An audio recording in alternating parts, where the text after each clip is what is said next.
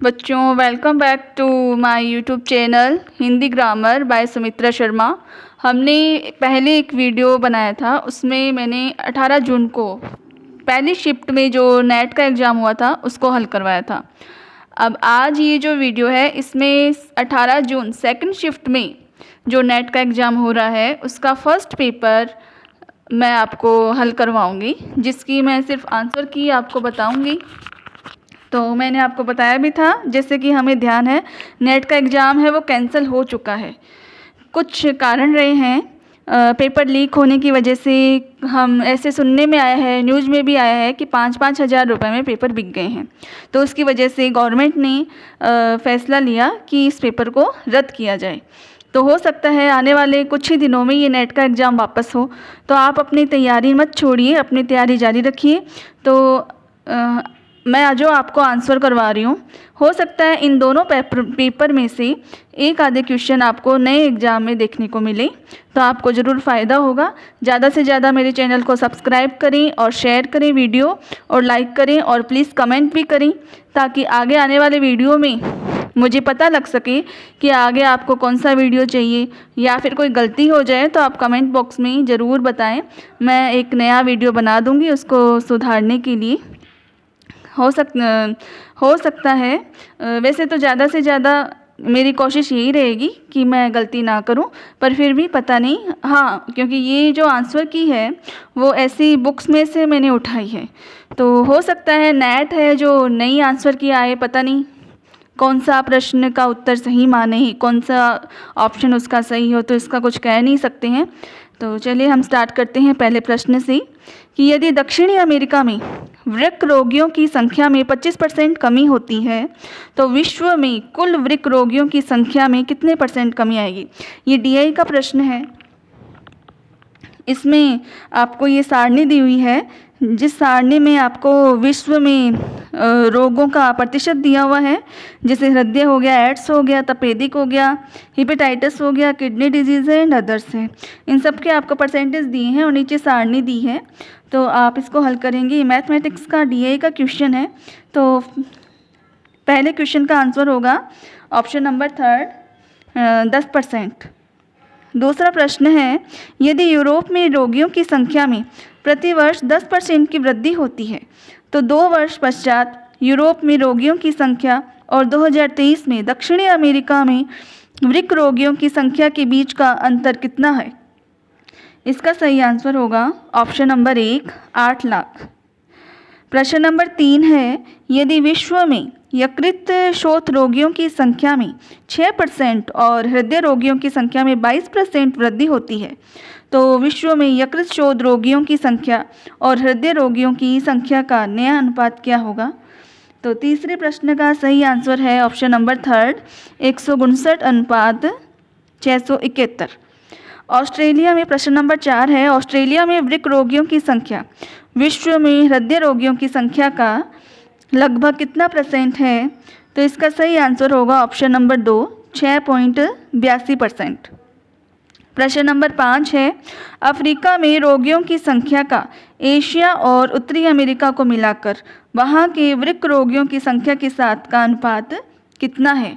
तो पांचवें का सही आंसर होगा ऑप्शन नंबर 4 50:21। अगर आपको डीआई का प्रश्न हल करवाना है तो आप मुझे कमेंट बॉक्स में लिख सकते हैं। मैं आपको पर्सनली इसका एक अलग से वीडियो बना दूंगी, जिसमें आपको स्पेशल डीआई का क्वेश्चन होगा। प्रश्न नंबर 6 है, सूची फर्स्ट को सूची सेकंड के साथ मिलाना है। ऑप्शन नंबर 1 है, सूची फर्स्ट को सूची सेकंड के साथ मिलाना है। संचार रूप और विवरण दिया गया है, जिसमें व्यक्तिक संबोधन, सामाजिक नाटक, सी आख्यान और मौन। तो इसका सही आंसर होगा प्रश्न नंबर 6 का ऑप्शन नंबर 3 ए का थर्ड होगा। व्यक्तिक संबोधन को हम अंतर्क्रिया में स्वयं व अन्यों की ओर इंगित करते हैं। बी का होगा 4, सामाजिक नाटक व्यवहार हेतु सामाजिक संस्कृति नियमों का आह्वान करता है। आख्यान है वो एक विशेष दृष्टिकोण से अनुक्रमिक वृत्तांतों या कथाओं को कहना व बार बार कहना होता है। और मौन है, ये है सेकंड, समुचित आचरण हेतु सामुदायिक नियम की अध्ययन। तो चलिए 7वां प्रश्न देखते हैं। कक्षा प्रौद्योगिकी के प्रयोग को निम्न में से किस किस हेतु स्पष्टता की आवश्यकता होती है। इसमें आपको विकल्प में से सही उत्तर का चयन करना है। तो 7वें का सही आंसर होगा ऑप्शन नंबर 1, केवल ए, बी और सी, अनुदेशन संदेश, पाठ्यक्रम उद्देश्य और प्रौद्योगिकी सक्षमताएं। तो ऑप्शन नंबर 1 इसका राइट आंसर है। प्रश्न नंबर 8 है, शोध निबंध की निम्न अनुभागों को सही क्रम में व्यवस्थित कीजिए, जिसमें अभिस्वीकृति, शोध विधियाँ, विचार विमर्श और साहित्य समीक्षा दी हुई है। तो आपको इसमें से सही आंसर का चयन करना है। तो प्रश्न नंबर 8 का सही उत्तर होगा ऑप्शन नंबर 3, डी, बी, सी, ए, सही क्रम। तो डी, साहित्य समीक्षा सबसे पहले आएगी, उसके बाद है शोध विधियाँ, फिर है विचार विमर्श और फिर है अभिस्वीकृति। तो डी, बी, सी, ए इसका सही आंसर है। प्रश्न नंबर 9 है, 20वीं शताब्दी भारत के आरंभिक वर्षों में स्थापित विश्वविद्यालय का सही अनुक्रम बताइए। तो इसके अंदर आपको विश्वविद्यालय का अनुक्रम बताना है, जिसका सही आंसर है ऑप्शन नंबर 2। इसमें सी है वो SNDT महिला विश्वविद्यालय की स्थापना पहले हुई, उसके बाद है पटना, उसके बाद है उस्मानिया, उसके बाद है अलीगढ़, फिर है नागपुर विश्वविद्यालय, डी ऑप्शन। तो CEABD सही आंसर है। इसके बाद आगे वाला प्रश्न है, निम्न में से जनसंचार की कौन कौन सी विशिष्टताएं हैं। तो इसका राइट आंसर होगा ऑप्शन नंबर 4, केवल बी, डी और ई। स्रोत के रूप में पेशेवर संचार, माध्यम का उपयोग और संदेशों का त्वरित प्रेषण। तो प्रश्न नंबर 12 है, निम्नलिखित कथनों में से कौन सा कथन कोई भी बिल्ली गैर विडाल नहीं है इसके समतुल्य है। तो इसका राइट आंसर होगा ऑप्शन नंबर 3 कि सभी बिल्लियाँ विडाल है, ये इसके समतुल्य होगा। तो प्रश्न नंबर 13 देखते हैं, बौद्ध विचारधारा में आत्मचिंतन निम्न में से किस प्रक्रिया में सन्निहित है। आत्मचिंतन, तो आत्मचिंतन ऑप्शन नंबर 2 इसका राइट आंसर है, धार्मिक परिवर्तन में। प्रश्न नंबर 14 है, निम्न भिन्नों को बढ़ते क्रम में व्यवस्थित कीजिए। भिन्न दी हुई है, आपको इसका बढ़ता क्रम देखना है। तो देखिए 14/17 भाग देंगे तो आएगा 0.823, 11/13 है, भाग देंगे तो 0.846। इस प्रकार सभी भिन्नों को आप देखेंगे। तो इसका राइट आंसर होगा ऑप्शन नंबर 2, सी, फिर है ए, फिर है डी और उसके बाद है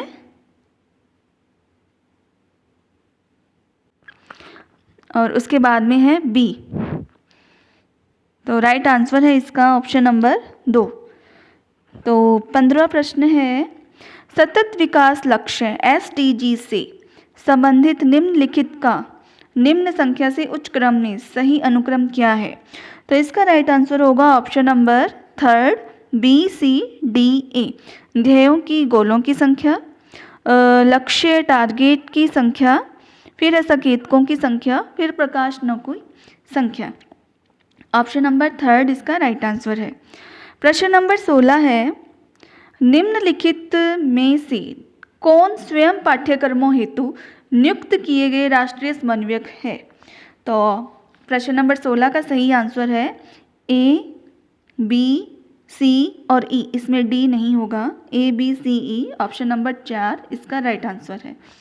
प्रश्न नंबर 17 है, निम्नलिखित में से कौन से कथन सही है। तो प्रश्न नंबर 17 का सही आंसर है केवल A, B और D। इसको पढ़ लीजिएगा, केवल A, B और D सही आंसर है, C इसमें नहीं होगा। तो प्रश्न नंबर 18 है, सूची 1 को सूची 2 के साथ मिलाना है। इसमें जल के द्वारा होने वाले आपको रोग दिए गए हैं। देखिए जल जनित बीमारी है, जल धावित मतलब स्वच्छ जल की कमी से होने वाली बीमारी है, जल आधारित बीमारी है और प्रदूषित जल में बीमारी कारक परजीवी के रहने के कारण भी होने वाली बीमारी है। इसमें सही आंसर होगा ऑप्शन नंबर 2। देखिए ए का होगा 3rd, ए है इसमें जल जनित बीमारी, ए का है 3rd और बी का है 4, स्वच्छ जल की कमी के कारण होता है ट्रेकोमा और सी का है सेकंड, प्रदूषित जल के संपर्क में आने से होता है सिस्टोसोमाइसिस। और डी का है फर्स्ट, प्रदूषित जल में बीमारी कारक परजीवी के रहने के कारण होता है मलेरिया। तो ऑप्शन नंबर सेकंड इसका सही आंसर है। देख लीजिएगा, प्रश्न नंबर 19 है, निम्नलिखित में से कौन सा सर्वाधिक कम समय तक अस्तित्ववान एवं अस्थिर वायु या जल प्रदूषक है। तो 19वें का सही आंसर है ऑप्शन नंबर 2, वाष्पशील कार्बनिक यौगिक। प्रश्न नंबर 20 रीजनिंग का प्रश्न है, सूची 1 को सूची 2 के साथ मिलाना है। सभी जो ये अंक है, जैसे ए के बाद में बी आता है 2 नंबर पे, इसी तरह ओ आता है, इन सब की जब संख्याओं को जोड़ेंगे तो वो टोटल आपको मिलाना है, क्या होगा। तो इसका राइट आंसर होगा ऑप्शन नंबर 4। ए का होगा थर्ड, बी का होगा 4, सी का होगा सेकेंड और डी का होगा फर्स्ट। तो चलिए 21वां प्रश्न देखते हैं, वर्णमाला लेखन के संचार से स्पर्श रहित संस्कृति निम्न में किस संस्कृति के रूप में जानी जाती है। तो इसका राइट आंसर है ऑप्शन नंबर 4, प्राथमिक मौखिकता के रूप में। 22वां प्रश्न है, आत्मनियंत्रित अधिगम चक्र की सही अनुक्रम की पहचान कीजिए। तो 21वां प्रश्न है, इसका अनुक्रम आपको देखना है, ऑप्शन नंबर 4 इसका राइट आंसर है, ए फिर बी सी डी और ई। 23वां प्रश्न हम देखते हैं,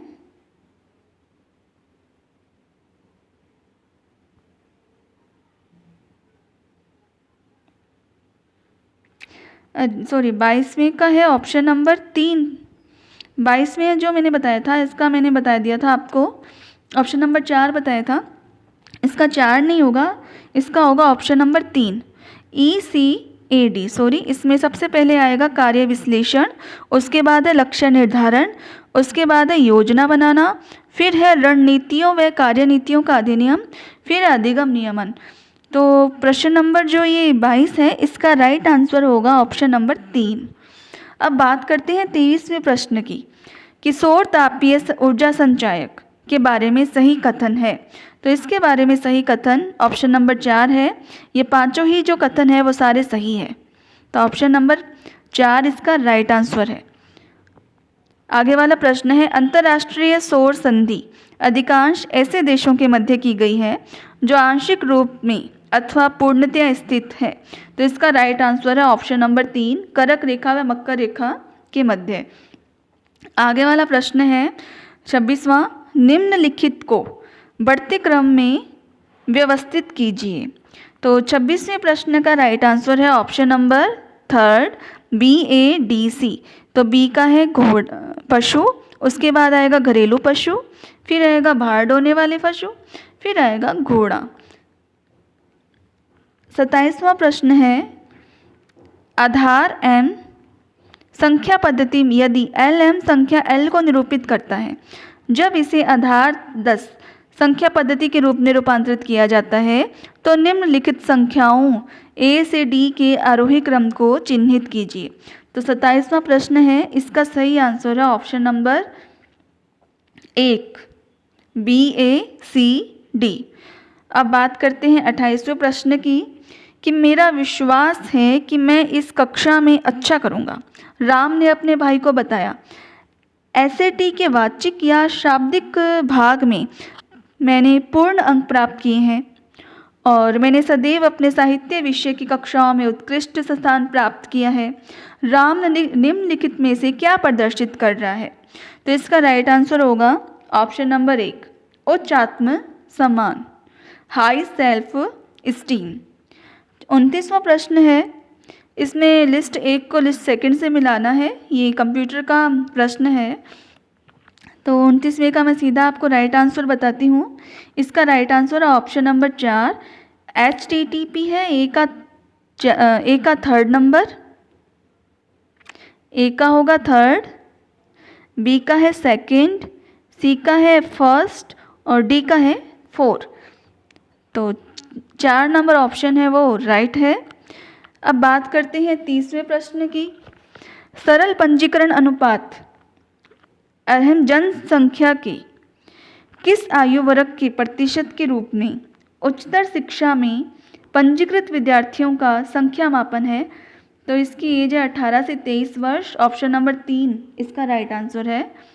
क्वेश्चन नंबर 31 है, सूची 1 को सूची 2 से मिलाना है। तो इसका राइट आंसर होगा ऑप्शन नंबर 3। ए का होगा 3, बी को मिलाएंगे 4 से, हिंदू कॉलेज है वो इंग्लैंड चर्च, सी का है फर्स्ट बिशप कॉलेज शिवपुर है वो अलेक्जेंडर डफ के द्वारा, और स्कॉटिश मिशनरी कॉलेज कोलकाता है एम एल्फिंस्टन के द्वारा। अब आगे 32वां प्रश्न है, स्वयं पर आयोजित पाठ्यक्रमों के 4/4 की सूची को पहचानिए। तो इसका राइट आंसर होगा ऑप्शन नंबर 2, केवल ए बी सी और डी। 33वां मेरे को पूरा मिला नहीं था। 34वां प्रश्न देखते हैं, एक 500 मीटर लंबी रेलगाड़ी 100 मीटर प्रति सेकंड की गति से चलते हुए एक सुरंग को 10 सेकंड में पार करती है। सुरंग की लंबाई कितनी है? तो इसका राइट आंसर होगा ऑप्शन नंबर 2, 500 मीटर। 35वें में भी थोड़ा 35वां है, UGC Infonet digital library consortium NLIST एवं INDEST AICTE कंसोर्टियम नाम वाले 3 कंसोर्टिया पहल को मिलाकर शिक्षा मंत्रालय द्वारा कौन सा डिजिटल मंच निर्मित किया गया? तो ऑप्शन नंबर 20 का राइट आंसर है ई सिंधु। 36वां प्रश्न है, निम्नलिखित में से कौन सी कंप्यूटर युक्तियां केवल आउटपुट युक्तियां हैं? तो 36वें का राइट आंसर है ऑप्शन नंबर 4, केवल बी और डी। 37वां प्रश्न है, ₹50 की राशि को ए बी सी में इस प्रकार बांटा जाता है कि ए बी से 5 रुपये कम पाता है और बी सी से 10 रुपये कम पाता है। उनको मिली राशियों का अनुपात कितना है? तो इसका राइट आंसर होगा ऑप्शन नंबर 4, 2:3:5। 38वां प्रश्न है, मापन की निम्न मापनियों को पहचानिए जिनसे श्रेणियों का प्रेक्षणों का श्रेणीकरण किया जा सके। तो 38वां प्रश्न होगा, इसका राइट आंसर है केवल 2, बी सी और डी। 39वां प्रश्न है, वर्ष 1945 के आसपास स्टोर्ड प्रोग्राम कंप्यूटर का विचार किसने विकसित किया था? जो प्रोग्राम और डाटा को मेमोरी में धारण करता था तथा फिर से डाटा मेमोरी और प्रोसेसर के बीच संचालित होगा। तो इसका राइट आंसर होगा option number 4, John von Neumann. प्रश्न नंबर 40 है, निम्नलिखित कथन में से कौन सा तर्क दोष निहित है? तो इसका आपको फैलेसी बतानी है। तरुण हत्या का दोषी नहीं हो सकता क्योंकि ऐसा हो ही नहीं सकता कि तरुण किसी को मार सके। तो इसका राइट आंसर ऑप्शन नंबर 3, आत्माश्रय दोष, मतलब बैगिंग ऑफ द क्वेश्चन। 41वां प्रश्न है, कंप्यूटर मेमोरी के संदर्भ में निम्नलिखित कथनों में से कौन सा सही है? तो इसका राइट आंसर होगा ऑप्शन नंबर 1, HDD में हेड क्रैश हो सकता है। बाकी 2 नंबर गलत, 3 गलत, 4 गलत। पहला ऑप्शन है वो सही होगा। प्रश्न नंबर 42 है, भारतीय शास्त्रीय न्याय मत के अनुसार निम्न में से कौन से कथन सही है? तो इसका राइट आंसर होगा ऑप्शन नंबर 1, केवल बी और केवल डी। ए और सी इसका गलत है, बी और डी, मतलब ऑप्शन नंबर 1 इसका राइट आंसर है। प्रश्न नंबर 43 है, मैकाले के संदर्भ में निम्नलिखित कथनों में से कौन सा कथन सही है? तो इसका राइट आंसर होगा ऑप्शन नंबर 1, केवल ए, मतलब अंग्रेजी से प्रतिस्थापित करने में सफलता पाई है फारसी को। बी कहता है अंग्रेजी बोलने वाले भारतीयों के प्रशिक्षण को प्रोत्साहित किया है। तो मैकाले वाला इम्पोर्टेंट है, आप उसको अच्छे से पढ़िए, हो सकता है आगे वाले नेट के एग्ज़ाम में भी इसमें से काफ़ी क्वेश्चन आए। तो इसका राइट आंसर है ऑप्शन नंबर 1, ए और बी। 44वां प्रश्न है, गणित से संबंधित समस्याओं पर प्राचीन भारतीय ग्रंथ निम्नलिखित में से कौन सा है? तो इसका राइट आंसर होगा ऑप्शन नंबर बी, लीलावती। फिर प्रश्न नंबर 45 है, निम्नलिखित कथनों में से सही कथन कौन सा है? इसका राइट आंसर होगा ऑप्शन नंबर बी, केवल बी और सी। एक विक्रेता अपने वस्तुओं को लागत मूल्य पर बेचने का दावा करता है, किंतु 1 किलोग्राम वजन के लिए 900 ग्राम वजन का प्रयोग करता है। उसका लाभ 11 सही 1/9% है, तो बी सही है और सी भी सही है। यदि हानि विक्रय मूल्य का 1/3 है तो हानि परसेंट क्या होगा? चलिए आगे है, वो एक पैसेज है, इसके लिए मैं आपको अलग से वीडियो बना दूंगी क्योंकि ज़्यादा करेंगे तो वीडियो लंबा हो जाएगा। तो डीआई का क्वेश्चन और एक मैसेज का क्वेश्चन। और अगर आपको मैथ के क्वेश्चन भी अच्छे से पढ़ने हैं तो आप कमेंट कर देना, आपको उसके लिए भी अलग से वीडियो बना दिया जाएगा जिसमें सारे मैथ के क्वेश्चन है वो हल करवाए जाएंगे। तो अभी के लिए धन्यवाद। वीडियो को लाइक करें, सब्सक्राइब करें चैनल को और शेयर करें ज़्यादा से ज़्यादा।